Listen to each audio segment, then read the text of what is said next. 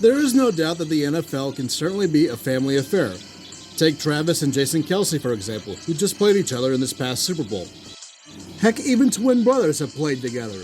Take Devin and Jason McCourty, for example, who played together in Super Bowl 53 and held the Rams to a Super Bowl record-tying 3 points.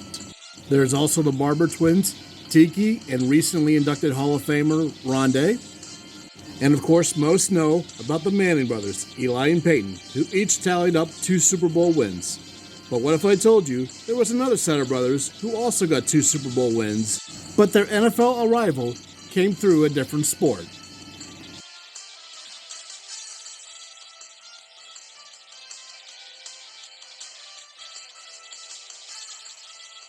Walter Bahr is considered one of the greatest soccer players in U.S. history. He was the longtime captain for the U.S. national team and played in the 1950 World Cup, where the U.S. would upset heavily favored England off of Joe Gajan's goal at the 38th minute, in which the game was later profiled by Arthur Jeffrey Davis in his book, The Game of Their Lives, and was later made into a film called The Miracle Match. Chris Bahr attended Penn State University to do soccer and football duties. Where there, he was named All-American 3 times for soccer and also once for football. Bahr led the Nittany Lions in football scoring in 1975, which was including hitting 4 field goals over 50 yards. Chris, along with his older brother Casey, played in the now-defunct North American Soccer League in 1975. As a rookie midfielder, he made an immediate impression. Chris won Rookie of the Year honors and just playing 22 games he netted 11 goals. Then in 1976, he decided to give the National Football League a chance. The Bengals would draft him in 1976, where he would play 4 seasons, where his best season was 1977, where he made 19 of 27 field goals, good for 70%. In 1980, Chris Bahr was then acquired by the Oakland Raiders, where in his first year in 1980, was a part of the first wild-card team to ever win the Super Bowl. In 1983, Chris Bahr put on his best statistical season, making 21 out of 21 field goals, good for 77%.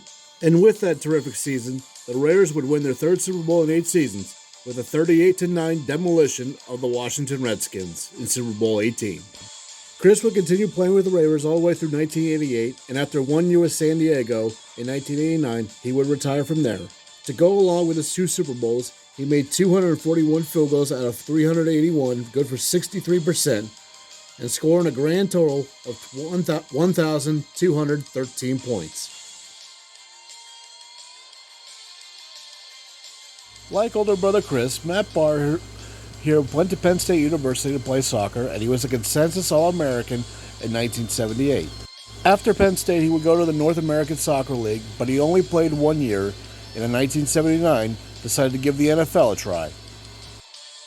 Matt was selected in the 6th round of the 1975 draft by the Pittsburgh Steelers, where as a rookie, he would kick the opening points in Super Bowl 14, where ultimately the Steelers won 31-19.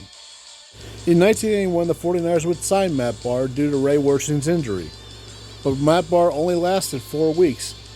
When Matt learned that he was traded to the Cleveland Browns, he left a note in his locker telling San Francisco, "I'll see you in the Super Bowl." Although there was no Super Bowl for Cleveland, Bahr did get some retribution, kicking a late field goal to beat the 49ers. However, the 49ers would go on to win their Super Bowl in 1981, and Matt Bahr would miss out winning a 2nd championship in just 3 years. But Bahr's ultimate retribution against San Fran would not come until 9 years later. Matt would spend the rest of the 1980s with the Cleveland Browns, where as most people would know, the Cleveland Browns had several close calls on getting to the Super Bowl. However, in the 1990 preseason, Matt Bahr was cut by the Browns. But Matt was signed later by the New York Giants after Raul Agegre was sidelined due to injury. And as fate would have it, Matt Bahr would meet the San Francisco 49ers in the NFC Championship game. And in a tense defensive battle, which saw Matt Bahr get concussed at one point during the game, but despite being concussed, Matt Bahr would kick the game-winning field goal as time expired, gaining the ultimate retribution over San Francisco by keeping them from three-peating by kicking all 5 field goals and sending the Giants to the Super Bowl 15-13. In Super Bowl 25, Matt Bahr would open the scoring just like he did in Super Bowl 14. And in the middle of the fourth quarter, he would kick the field goal from 23 yards out to give the Giants a 20-19 lead, which was ultimately the final score due to Scott Noward's kick sailing wide right, and a second Super Bowl for Matt Bahr.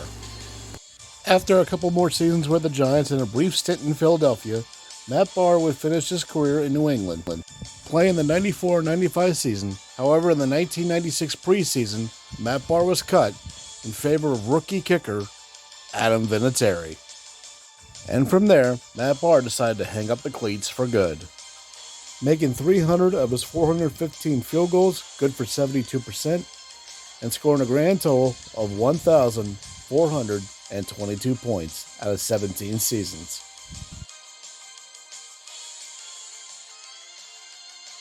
It was all said and done between both Chris and Matt Bahr. A combined 31 seasons, 541 field goals made out of 796, good for 68%, a grand total of 2,635 points, and most importantly, each brother capturing 2 Super Bowl championships.